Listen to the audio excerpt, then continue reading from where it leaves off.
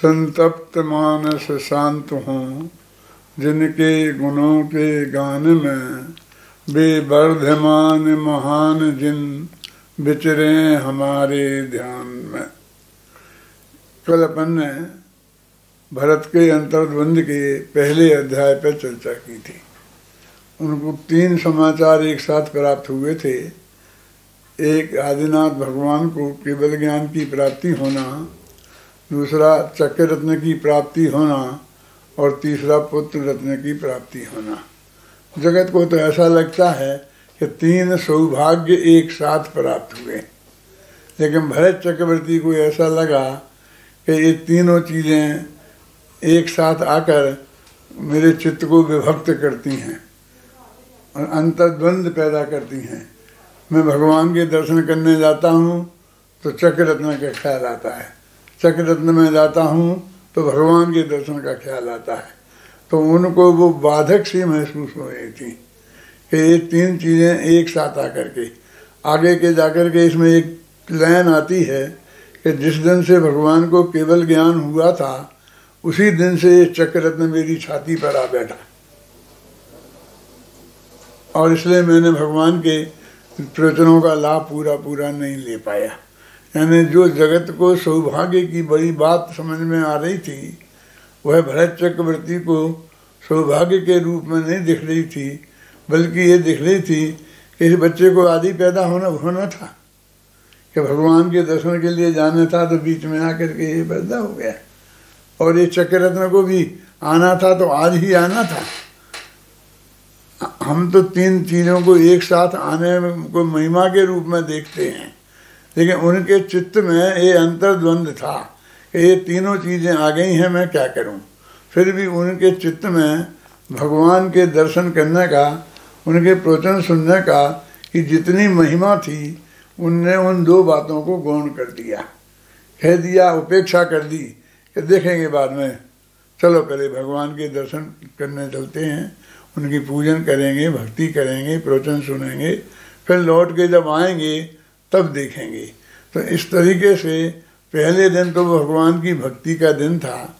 तो उस भक्ति में आपने देखा होगा कि पूरा मोक्ष मार्ग बता दिया गया था, कि भगवान आपने अपनी दिव्य ध्वनि में 100 इंद्रियों की उपस्थिति में वस्तु का स्वरूप क्या प्रतिपादित किया है, मुक्ति का मार्ग क्या बताया है, सुखी होने का रास्ता क्या बताया है, ये बात का ही पूरा विस्तार से वर्णन था। अब आज ये उनका पारिवारिक फंक्शन है।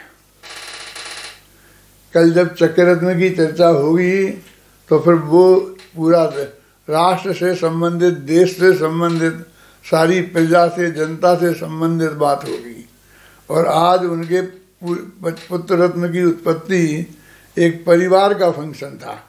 तो पारिवारिक फंक्शन में उनने अपने 100 भाइयों को, बाहुबली को और सब जो नीरस रिश्तेदार थे, उनने सबको बुलवाया। और उस तरह से कैसा उत्साह का वातावरण था, नगर की, गांव की कैसी शोभा थी, उस सब का वर्णन इसमें आएगा। आप ध्यान से सुनना। बोलो। भरत का अंतर्द्वंद 2 अध्याय। आप सब जरूर इसको लेके बैठें और मेरे साथ गुनगुनाएं। आइए प्रारंभ करते हैं। प्राथा उठते भरत ने अंतर्मुख हो आप, सबसे पहले ही किया नमोकार का जाप। अंतर्मुख हो किया फिर निज आत्म का ध्यान, और चिंतवन तत्व का करने लगे महान। कोई भी अध्याय हो, कोई भी प्रकरण हो, वो सबसे पहले भगवान की स्तुति करते हैं। और सबसे पहले अपना जो नमोकार महामंत्र होता है, उठते ही नमोकार मंत्र का जाप करते हैं, आत्मा के बारे में चिंतन करते हैं, आत्मा का ध्यान करते हैं, सामायिक करते हैं और तत्व का चिंतन करते हैं, और फिर कोई काम आरंभ करते हैं। हर अध्याय में ये बात सहज भाव से आएगी कि उनकी दिनचर्या कैसी रहती थी और पहले ही उठते ही वो क्या करते थे। जिन दर्शन जिन पूजन कर सिर, जिन वर की स्तुति महान, वंदन अभिनंदन करके सिर, ऋषभ देव का कर गुणगान। परिजनों के साथ भरत ने किया मधुरतम स्वल्पाहार, और पूर्ण सज्जित होकर फिर पहुँचे भरत राज दरबार।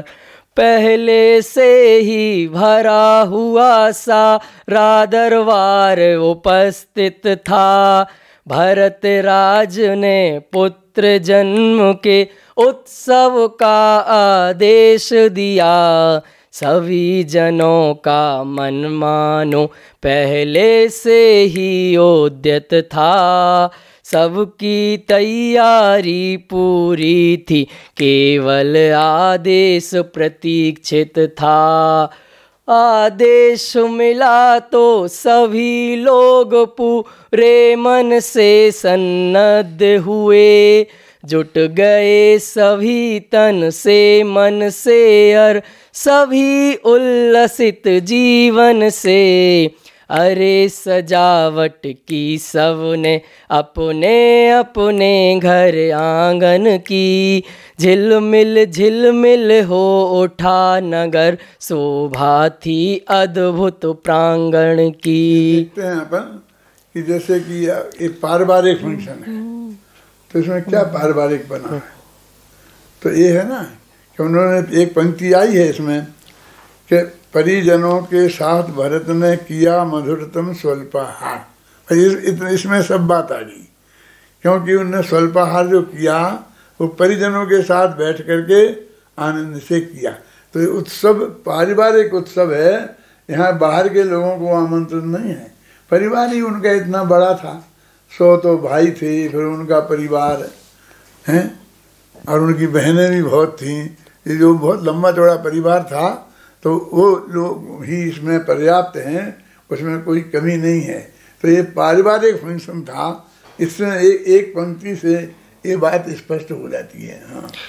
मधुर गीत संगीत नृत्य सब घर घर में आरंभ हुए। अरे नगर के जन जन के थे मन अति ही उत्साह भरे। राजमहल की दिव्य सजावट अरे देखने लायक थी, और सभी की भाव भंगिमा अति उत्साह विधायक थी। देखो, अब आप कहेंगे कि अभी तो आप पारिवारिक फंक्शन बता रहे थे, फिर गली गली में नगर नगर में सब उत्सव की बात करने लग गए। तो नगर के लोग तो अपना अपने घर में उत्सव मनाते हैं, जैसे अपन दिवाली मनाते हैं, कोई भी फंक्शन मनाते हैं। तो राजा का भी जन्मदिन हो, कुछ भी हो, तो सब कोई राज दरबार में थोड़ी उपस्थित होते हैं। राज दरबार में अलग फंक्शन होता है, और फिर घर घर में अलग होता है। गली सफाइयाँ होती हैं, घर के दरवाजे के सामने वो बनाए जाते हैं, और इस तरह से उजाला करते हैं, नाचते हैं, गाते हैं। हर घर में फंक्शन होता है, तो उसकी चर्चा है वो। गली गली में नर किन्नर सब मधुर गीत संगीत भरे। एक दूसरों को बधाइयाँ दे दे कर उल्लसित हुए। उत्साहित होकर चलते सब मानो उनके मन नाच रहे। रे मंत्रमुग्ध से थे वे सब, वे थे अति ही उल्लास भरे। भरत राज की भाव भंगिमा अरे देखने लायक थी। मंद मंद मुस्कान भरत की अति आनंद प्रदायक थी। सहज भाव से सभी जनों से मिलना जुलना अनुपम था। भेदभाव के बिना सभी को गले लगाना अद्भुत था। निश्चय प्रेमी भरत राज का सद्व्यवहार अलौकिक था। ज्ञायक के ज्ञाता दृष्टा का सभ्याचरण अलौकिक था। अपने में रमने वाले के लौकिक संबंध अलौकिक थे। अपने में जमने वाले के सारे व्यवहार अलौकिक थे। भरत चक्रवर्ती की कैसी पोजीशन थी, उनका चेहरा मोहरा की भाव भंगिमा उसे कैसे उत्साह भरी थी। जो लोग आ रहे थे उन सबसे मिल रहे थे, यथा योग्य सबका सम्मान कर रहे थे और बहुत प्रेम से सबका आह्वान कर रहे थे। और वे तो निश्चय प्रेमी थे, है ना, लेकिन उनके व्यवहार में कोई कमी नहीं थी। लोग समझते हैं कि निश्चय वालों का वे व्यवहार में जरा कच्चे होते हैं, तो निश्चय प्रेमी होने पर भी उनके व्यवहार में कोई कमी नहीं थी। आत्मा के साधक होने पर भी परिवार के लोगों की उपेक्षा उनसे नहीं होती थी। अपने में जमने रमने वाले के भी सारा व्यवहार लौकिक में अलौकिक था, गजब का था। तो उनका जो ये व्यक्तित्व था, ये भरत के व्यक्तित्व का वर्णन है। ये छंद फिर पढ़ो। निश्चय प्रेमी भरत राज का सद्व्यवहार अलौकिक था। ज्ञायक के ज्ञाता दृष्टा का सभ्याचरण अलौकिक था। अपने में रमने वाले के लौकिक संबंध अलौकिक थे। अपने में जमने वाले के सारे व्यवहार अलौकिक थे। अपने में है या जन जन में, जन जन की समझ नहीं आता। उनकी इस अद्भुत लीला को कोई समझ नहीं पाता। अरे आत्मा के प्रेमी निज आत्म में ही मगन रहें। साधर्मी भाई बहनों से भी प्रेम भाव से मिले जुले। देखो उनका व्यवहार अलौकिक था। कैसा अलौकिक था, जन जन की समझ में ही नहीं आता कि वो कहाँ हैं। एक सेकंड में इनके पास, एक सेकंड में इनके पास। वो समझते मेरी तरफ ही देख रहे, मुझे मेरा ही सबसे ज़्यादा सम्मान और आदर कर रहे हैं। माना एकदम सब कोई किसी को अपनी उपेक्षा महसूस नहीं हो, ऐसा उनकी प्रवृत्ति उस वक्त थी। उनके घर में था ना फंक्शन, और उनने सबको बुलाया था, इसलिए सबका उचित आदर सम्मान करना उनका कर्तव्य था। देखो अरे सभी सामान्य जनों को जो चाहा वह दान दिया। आत्माराधक गुड़ी जनों को यथा योग सम्मान दिया। संयमधारी गुरुवर्यों को अनुदिष्ट आहार दिया। ज्ञान पिपासु मुमुक्षुओं को तुमने आत्म ज्ञान दिया। अरे सभी को याद किया जन्मोत्सव में भरतेश्वर ने।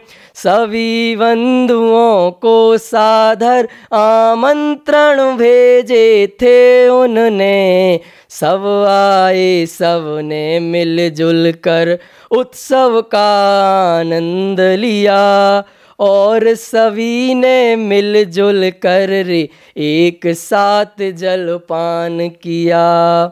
भरत राज राजेश्वर थे, युवराज श्री बाहुबली थे।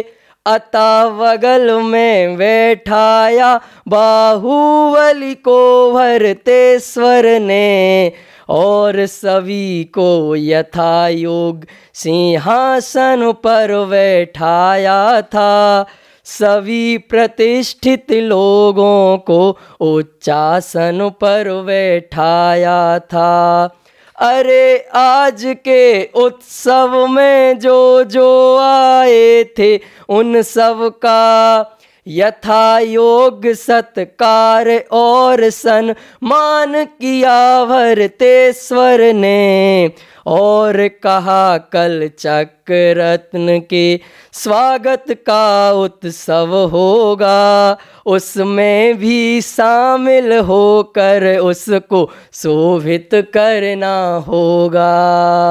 वो उन्होंने सबसे यथा योग्य सत्कार किया, और क्योंकि कल ही चक्र रत्न का उत्सव था, सबको निमंत्रण तो भेजे ही थे, लेकिन आज उन्होंने सबको एक साथ ये कहा कि कल चक्र रत्न का स्वागत होगा, तो उसमें भी आप सब लोग पधारें। अभी शास्त्रों में मैं किसी का नाम नहीं लेता हूँ, तो चक्र रत्न की पूजा की इस शब्द का प्रयोग है। लेकिन मैंने कहा चक्र रत्न हथियार है, हथियार की कोई पूजा होती है? लेकिन अभी ये क्या करें, आज के बनिया तो दीपावली पर अपने तराजू की, बांट की, इनकी पूजन करते हैं, वो गज की, भीतर की, उनकी पूजन करते हैं। आप सुने ना, तो उन्होंने चक्र रत्न का यथा योग्य सत्कार किया जाएगा, उसका सम्मान किया जाएगा, समझे ना। और इस पूजा शब्द का प्रयोग नहीं किया, लेकिन है ना, बार बार कोई पूजा कर रहा था, तो मैंने कहा इसमें पूजा कहाँ आया है, तो पूजा क्यों कह रहे पूजा की। तो उन्होंने उनका कल सत्कार करना है, तो सब लोग पधारे हैं, उन्होंने आमंत्रण भी दिया। और चलो, सबसे पहले भरत राज ने आदिश्वर को याद किया, फिर छोटे भाई वृषभसेन को अति आदर से नमन किया। ऋषभदेव से दीक्षा लेवे पहले गणधर देव बने, सत सत वंदन महाभाग्यशाली मुनिवर के चरणों में।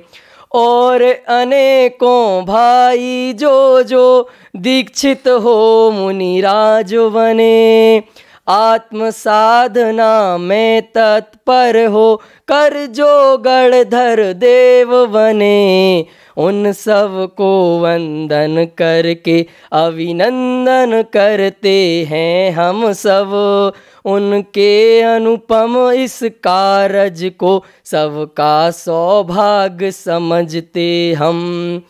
जिन्हें अंक में लेकर जिनने अंक और अक्षर विद्या सिखलाई हो, उनकी महिमा अरे कहाँ तक गाएं हम। उन्हीं ब्राह्मणी सुंदरी ने आर्या की दीक्षा लेकर सौभाग्य बढ़ाया हम सब कार्य महामान्य गणनी बनकर। जो उनके घर में जो दीक्षित हो गए थे, आदिनाथ से लेकर और ब्राह्मणी सुंदरी तक, सबसे पहले उनको याद किया। अपने यहाँ होता भी है ना, जैसा फंक्शन होता है और खड़े होकर जब 5 मिनट को बोलते हैं, तो सबसे पहले उनको याद करते हैं। अब वो जिनेंद्र भगवान उनके घर के ही थे, पिताजी ही थे, तो सबसे पहले आदिनाथ को याद किया। दूसरा नंबर किसको दिया? क्योंकि अभी बाहुबली तो मुनि तो हुए नहीं थे, तो जो उनके छोटे भाई थे सगे माँ जाए, ये बाहुबली तो दूसरी माँ के थे, वो उनकी माँ जाए नंदा के दूसरे बेटे, उन्होंने ऋषभदेव के यहाँ दीक्षा ले ली थी और मुनिराज बन करके वो पहले गणधर बन गए थे। इसलिए पहले ऋषभदेव को याद किया, फिर ऋषभसेन को याद किया, फिर और भाई भी दीक्षा ले करके कई गणधर बन गए थे, उनको याद किया, और फिर कई मुनिराज ही बने थे, फिर उनको याद किया, फिर ब्राह्मी सुंदरी को। तो ब्राह्मी सुंदरी की पहचान क्या बताई कि आदिनाथ ने अपनी गृहस्थ अवस्था में स्वयं बैठकर अंक में अपनी गोद में बैठाकर और अंक विद्या और अक्षर विद्या का जिन्हें ज्ञान दिया था, ऐसी ब्राह्मी और सुंदरी उनको याद किया, क्योंकि उनने आर्यिका की दीक्षा लेकर इस कुल को सम्मान प्रदान किया था। तो इस कुल के जितने जितने लोग दीक्षित होकर तीर्थंकर से लेकर और ब्राह्मी सुंदरी तक उन सबको पहले उन्होंने याद किया, फिर उन्होंने अपनी बात की। फिर उन्होंने कहा कि देखो भाई, आज हम सब एक नाभिराय के कुल के हैं। आदिनाथ के पिताजी का नाम था नाभिराय, अब वहाँ उनको याद करते हैं। नाभिराय के कुल को हीरे एक और सौभाग्य मिला, चक्ररत्न ने आकर अपनी सेवाओं का दान दिया। 6 खंडों में बटे भरत को वह अखंड रूप देगा। हम सब भी होंगे अखंड, हम सब का एक देश होगा। अरे करेंगे हम सब मिलकर इस चक्ररत्न का स्वागत कल। हम सभी संभालेंगे मिलकर आई जिम्मेवारी हम पर। भरत राज के नम्र निवेदन को सुन सब संतुष्ट हुए और विविध विधि चर्चाओं में सभी लोग संलग्न हुए।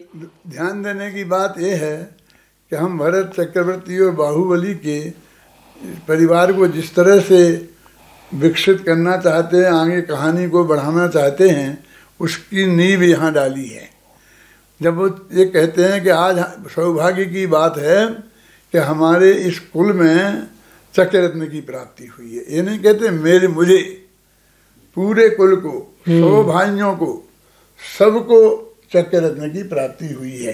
जब घर में सब हम एक साथ रहते हैं तो कोई भी कमाई होती है तो किसी के भी निमित्त से क्यों नहीं हो, एकदम करोड़ रुपए की लॉटरी निकल आई तो वो पूरे परिवार की होती है, एक व्यक्ति की नहीं होती है। अब आज का परिवार वो खंडित हो गया है, पुराने ज़माने में तो ऐसे ही परिवार थे ना। तो वो कहते हैं कि सारे परिवार को चक्ररत्न की प्राप्ति हुई है। अब वो चक्ररत्न से हमारा भारत अखंड होगा, भारत भी अखंड होगा और हम सब लोग भी जुड़े रहेंगे। और मेरे अकेले बस की बात नहीं है, हम सबको मिलके, वो काम बहुत बड़ा काम है, तो हमें सबको मिल करके उसको संभालना पड़ेगा। और ये भरत का नहीं समझना, ये तो नाभिराय के कुल की बात है। नाभिराय के कुल में ये आया है और हम सब नाभिराय के कुल के हैं, तो हमारी सबकी जिम्मेवारी है। यानी चक्ररत्न उनको प्रकट हुआ था, लेकिन उन्होंने उसे अपने सारे परिवार की संपत्ति बताया, ये भावना व्यक्त की। मतलब उनकी शुरू से ये भावना थी कि ये मेरा नहीं है, ये सबका है। इससे क्या हुआ कि वो कहते थे, उन पर कहा कि तुम हमारी अधीनता स्वीकार करो, नहीं तो अपना हाथ राज झड़प लें। तो वो बात नहीं है कि तुम तो अपने घर के ही हो, और घर के ही, उनसे काय की अधीनता स्वीकार कराना। बाहुबली तो उनके युवराज थे, अब युवराज थे, उनसे काय की अधीनता, पत्नी से कहेंगे मेरी अधीनता स्वीकार करो, बेटे से कहेंगे मेरी अधीनता स्वीकार करो। तो उन्होंने ये परिवार की भावना को यहाँ पर व्यक्त किया। पुण्य के उदय से प्राप्त हुआ ये चक्र, और वो सबका बताते, वो तो भरत के पुण्य के उदय से प्राप्त हुआ।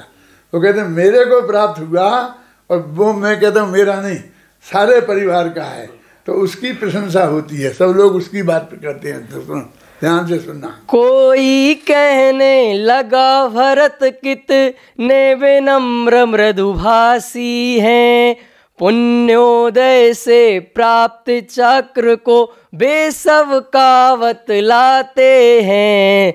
बना रहे वात्सल्य भाव ऐसा व्यवहार निभाते हैं, सब रहे साथ में बेनिस दिन बस यही भावना भाते हैं। हम ऋषभ देव की संतानें सब एक एक से ही तो हैं, उनकी जो गौरव गाथा है वह हम सब की ही गाथा है। जो जो सत्कार हुए हमसे वह उनके हैं, सब उनके हैं। यद्यपि हैं हम सब पृथक पृथक पर उनके हैं, पर उनके हैं।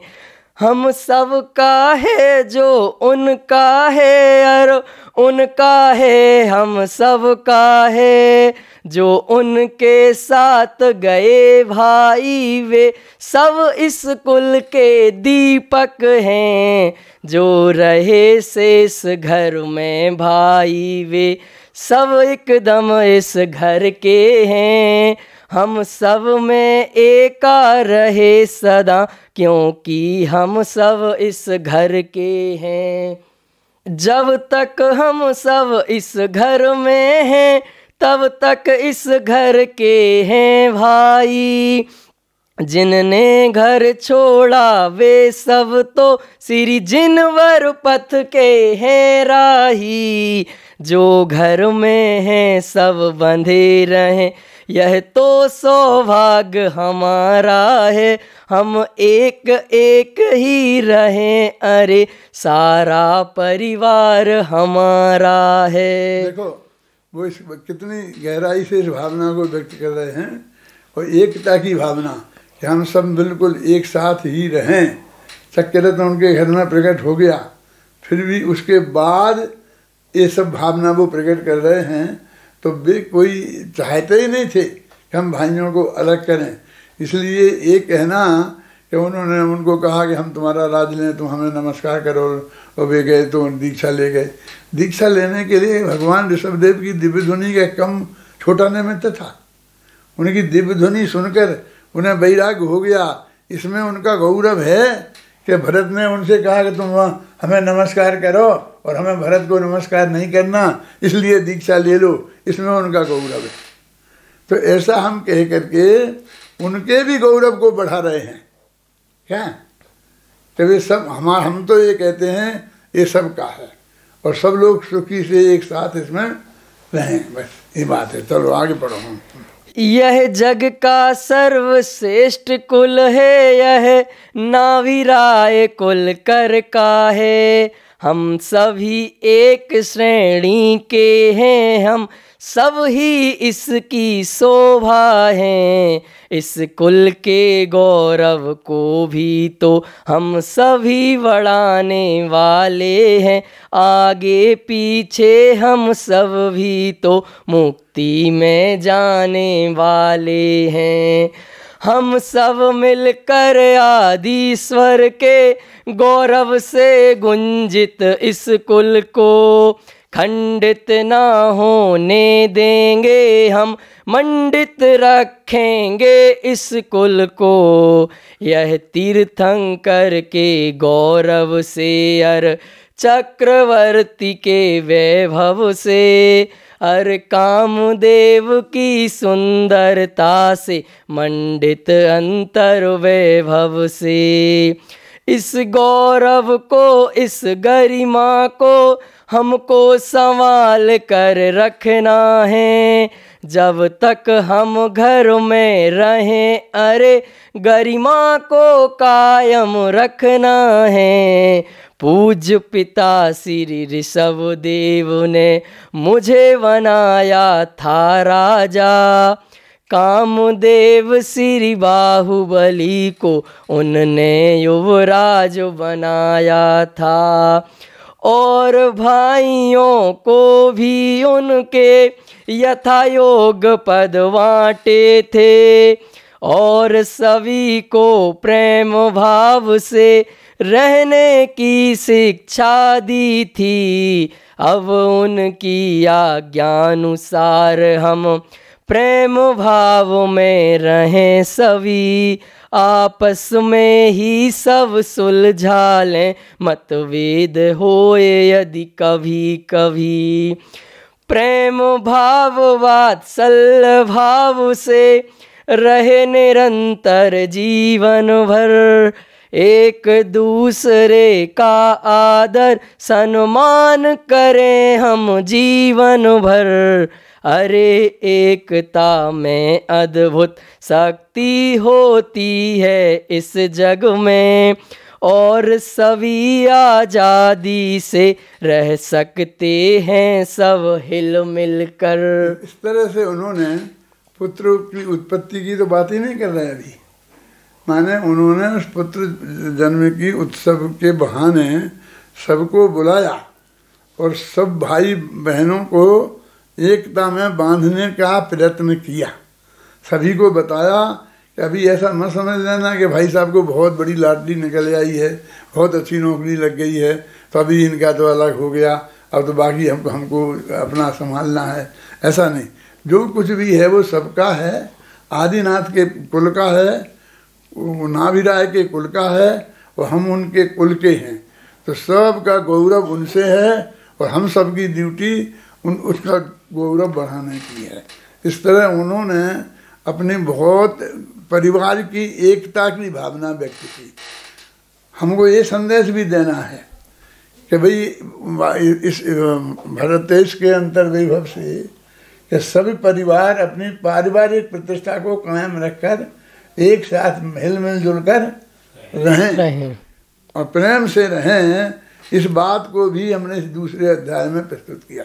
पहले अध्याय में जिनेंद्र भगवान की भक्ति कैसी होनी चाहिए इस बात को बताया, दूसरे अध्याय में परिवार के लोगों को हिलमिल जुलकर कैसे रहना ये बताया, और तीसरे अध्याय में फिर ये बताएंगे कि सारे 6 खंडों को एक करना, जीतना, और एक बूंद खून की नहीं बहे इस विधि से, वो विधि क्या है वो भी हम उसमें बताएंगे। चलो पढ़ो। नहीं किसी पर किसी तरह का बंधन, पूरी आजादी, और सभी जन रहते हैं जीवन भर सुख दुख के साथी। यदि बांटते ऋषभ देव तो 100 खंडों में बट जाता। श्री ऋषभ देव के भारत के फिर 100 टुकड़े हो जाते। मारने की बात है, वो ये कहते हैं कि देखो कि परिवार में सब रहने से हमको आज़ादी नहीं मिलती है, तो वो कहते आज़ादी बनाओ ना, आपका बंगला अलग बना लो, उसमें रहो, उसमें अपनी खाना रसोई अलग चलाओ, नौकर चाकर अलग रख लो, सब व्यवस्था अलग बना लो। न्यारे न्यारे होने की बात नहीं है, क्योंकि कमी तो कुछ है नहीं। सब प्रेम से मिलके पूरी आज़ादी के साथ रहो, प्रेम से सब अपना जो काम जो रुचि हो वो काम चुने, और वो राज्य का काम है, अपने परिवार का काम है साथ संभालना, तो उसे संभाले। वो कहते अभी ये जो चलती है बात कि ऋषभ देव ने 100 भाइयों को 100 गाँव बांट दिए, तो उसका तो अर्थ हो गया कि ऋषभ देव ने अपने राज्य के खुद 100 टुकड़े कर दिए। अबे राजा कहाँ रह गए, एक एक गांव के जमींदार रह गए हैं, सही है, छोटे छोटे से राज्य के राजा रह गए हैं, तो क्या होती। लेकिन इकट्ठे यदि रहेंगे तो वे वो चक्रवर्ती सम्राट रहेंगे। अरे भाई तुम उनके हमारे साथ रहोगे तो तुम 6 खंड के मालिक तुम भी हो, है ना। एक अरबपति आदमी होता है, उसके 5 लड़के हैं, वे 5 ही अरबपति हैं। यदि वे न्यारे न्यारे हो गए तो एक भी अरबपति नहीं रहेगा। ये सिद्धांत बता रहे। पढ़ो इस संत को द्वारा 29 वाले को। नहीं किसी पर किसी तरह का बंधन, पूरी आजादी, और सभी जन रहते हैं जीवन भर सुख दुख के साथी। यदि बांटते ऋषभ देव तो 100 खंडों में बट जाता। श्री ऋषभ देव के भारत के फिर 100 टुकड़े हो जाते।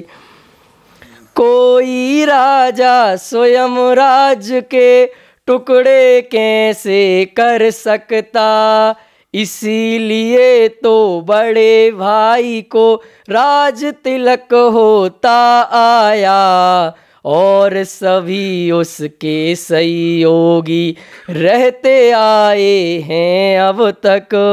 परंपरा तो इसी तरह की रहती आई है अब तक।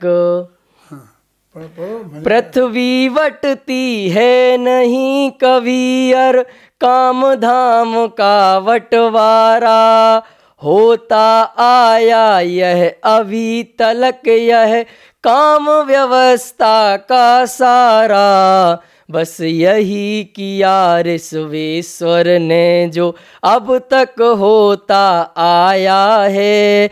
मिलजुल कर एक साथ रह कर हम सब ने उसे चलाया है। जैसे माँ बाप नहीं बटते वैसे ही राज नहीं बटता। अरे राज का वटना तो संगठन नहीं बस विघटन है। हम सभी संगठित रह कर ही आगे आगे बढ़ सकते हैं। विघटित होकर तो एक कदम भी आगे ना बढ़ सकते हैं। परिवार की एकता के लिए कितने सुंदर तर्कों के साथ, कितनी सुंदर युक्ति के साथ ये बात प्रस्तुत की है, और इसमें ही हम सबका भला है। ये बात भरत ने समझाई, और ये भरत ने चक्रवर्ती बे बने थे। ये बाप की कमाई नहीं थी, ऐसे आज कहते हैं ना बाप की कमाई में कोई बंटवारा हो जाए, लेकिन हमारे खुद की कमाई में तो कोई भाई नहीं बांट सकते ना कुछ। तो ये उनकी खुद की कमाई थी, फिर भी वो सबका कह रहे थे, और यथायोग्य पद भी सबको देने वाले थे। सारे पदों पे वे बैठ जाते। अरे वे राजा थे तो युवराज कोई होता, सेनापति कोई होता, मंत्री कोई होता, और सब और भी सब होते हैं ना परिवार के लोग, कई पद होते हैं। तो इसलिए उन्होंने एकता का कितना बड़ा संदेश इसमें दिया है। ये अध्याय भी कम महत्व का नहीं है। इसमें भी हमारा पारिवारिक जीवन कैसा होना चाहिए इसका बहुत सुंदरतम, और उनका पारिवारिक जीवन कितना अच्छा था ये उसका उन्होंने उस बहुत बढ़िया तरीके से बात करी है। बोलो। रे अरे हमारा भाग्य जगा हम चक्रवर्ती होने वाले। रे पुण्योदय से अरे हमारे महाभाग जगने वाले। हम सब हैं अति ही प्रसन्न आनंद मगन ही हम सब हैं। हम गौरव गरिमा से मंडित हम जिन शासन के पंडित हैं। सब हमारे महाभाग्य से, मेरे महाभाग्य से नहीं बोलते, हमारे महाभाग्य से ये दीक्षा के रत्न प्रकट हुआ है। ये इस तरह से उनकी भाषा में कहीं भी अलग अलग पने की बात कि तू नहीं है मैं नहीं, तू मुझे नमस्कार कर। अरे भाई भाई को तो नमस्कार करते ही हैं। आप समझ में आए ना इसमें क्या कहने की बात थी। हाँ चलो पढ़ो। अरे भरत का भारत यह जो भरत क्षेत्र कहलाता है। यह है अखंड पर चंड चंड सारे जग का उजियारा है। यह नहीं बटेगा खंडों में सौभाग्य हमारा नारा है। यह भारत तो हम सब का है, यह भारत हमको प्यारा है। रे ऋषभ हमारे पिता और हम सब संतानें हैं उनकी। उनकी जो गौरव गरिमा है वही है मानो हम सब की। मेरे भाई सब मेरे हैं, सब मेरे लिए महत्तम हैं। संपन्न विविध विद्याओं से सचमुच वे सब सर्वोत्तम हैं। सब हमारे पिताजी सबके ऋषभदेव हैं, हम सब उनकी संतानें हैं, और सब ये चक्ररत्न सहित पूरा ये साम्राज्य हमारा है, और हम सब इसके सच्चे उत्तराधिकारी हैं। और मेरा एक एक भाई महान है, सब महोत्तम है, महत्तम है, सब एक एक सर्वोत्तम है। एक एक विद्या में चतुर्थ मालूम आपको। विद्यानंद जी ने मुझे बताया, खासकर आचार्य विद्यानंद जी जिनका स्वर्गवास हो गया है, कि ऋषभदेव ने एक एक पुत्र को अलग अलग विद्याएं सिखाई थी। किसी को मकान बनाने की, किसी को ये बनाने की, किसी को युद्ध बनाने की, कोई जीतने की, कहीं इसकी। और लड़कियों को कोमल कलाएं, ये ब्राह्मी और सुंदरी को ये सिखाई थी ना। और लड़कों को कठोर विद्याएं, उनके नाम दिए हैं सब, वो निकाल के बताते थे शास्त्रों में से। तो ये कहते हम सब, इतना बड़ा चक्रवर्ती का राज्य है, उसके लिए सबकी जरूरत है, और सभी अलग अलग विद्याओं के पारंगत हैं, तो जो जिस विद्या में पारंगत है वो काम संभाल ले। अत्यंत उल्लसित भावों से अपने अंतर को प्रकट किया, इस तरह सभी ने नेह जताकर यथा योग सम्मान किया। सब परिजन को, सब पुरजन को अत्यंत नेह से विदा किया। चक्ररत्न के स्वागत में सब आवे यह अनुरोध किया। हम सभी एक हैं, एक रहें, यह भरत भूमि हम सब की है। हम सब ही इसके मालिक हैं, यह भूमि अरे हम सब की है। यह चक्ररत्न हम सब का है और सभी हम इसके हैं। बंटवारे की मत बात करो, सब एक एक बस एक ही हैं। देखो बहुत अत्यंत स्पष्ट रूप से सब बात कह दी, कोई गोलम गोल नहीं रखी कि वो कह रहे पूरा भारत हम सब एक हैं और हमारा ये सब है और हमारी इनकी ये है। बंटवारे की बात मत करो, और सभी हम इसके मालिक हैं और हमको सबको मिल कर के इस साम्राज्य को चलाना है। इस तरह से उन्होंने सबको आह्वान किया था। तो इसलिए एक बात नहीं, मतलब समझ लो कि बदल गई, समझ लो कि वो कहते सबको अलग अलग बांट दिया था और तुम सब हमारी अधीनता स्वीकार करो, ऐसी कोई बात ही नहीं थी भरत के मन में। वो कहते हैं कि मैं अपने भाइयों से लड़ने की बात सोच ही नहीं सकता, मैं तो सबको एक साथ रखने की बात करता हूँ। हाँ पढ़ो चलो। हम सभी ऋषभ के पुत्र और वे जनक अरे हम सब के हैं। हम उनके हैं, हम उनके हैं, वे ही सर्वस्व हमारे हैं। वे परम पूज्य हैं जनक और हम उनके राज दुलारे हैं। हम उनके हैं, हम उनके हैं, ऋषवेश्वर जनक हमारे हैं। इस प्रकार पूर्ण हुआ पुत्र जन्म का पर्व, अब कल होगा जान लो चक्ररत्न का पर्व। विजय यात्रा भरत की अब होगी आरंभ, मंगलमय मंगल रहे उनका विजयारंभ। इस तरह से इस अधिकार में परिवार की एकता के संदर्भ में बहुत ही मार्मिक है। यानी एक अकेला कहानी नहीं है, बल्कि उसमें कोई एक उद्देश्य है, उसमें एक बड़ी शिक्षा है जो हमें सीखना चाहिए, और वे हमारे आदर्श थे। यदि हम उनको लड़ता हुआ दिखाएंगे तो लड़ाई हमारी आदर्श होगी। हम तो कहते हैं इतने जो परिवारों के टुकड़े हो गए हैं, इतने टुकड़े जो परिवारों के हो गए हैं, ये तो वो कथा चलती थी उसकी वजह से हो गए। यदि ये कथा चलती तो इतने परिवारों के टुकड़े होते ही नहीं हैं। फिर के परिवारों में भाई भाइयों में बंटवारा तो होता ही है ना। कौन कहता है होता है? हमारा बंटवारा कोई बंटवारा नहीं हुआ। हमारा, हमारे भाई साहब, हमारे छोटे भाई में हमने कोई एक चीज नहीं बांटी। हमारे पास बांटने को कोई था ही नहीं। क्या ऐसा कुछ नहीं था। गृहस्थ के पास कुछ नहीं हो ऐसा तो होता ही नहीं है, समझ में आई ना।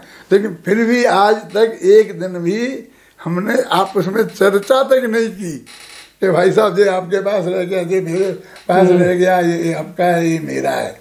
तो आज भी हम तो आदर्श हैं भरत चक्रवर्ती के प्रयास के। इसलिए मैं कहता हूँ मैंने भरत चक्रवर्ती को जी करके लिखा है। मैंने भरत चक्रवर्ती को अपने जीवन में जी करके ये लिखा है और अपने जीवन को आदर्श बनाया है, और उसी हिसाब से मैंने अपना सारा जीवन संचालित किया है। आप सब भी अपने पारिवारिक जीवन में इसी तरह हिलमिल जुल कर के रहे हैं जैसा भरत आदि उनके भाइयों को रहा था, और भरत की भावना थी इसी मंगल भावना के साथ मैं अभी की बात समाप्त करता हूँ।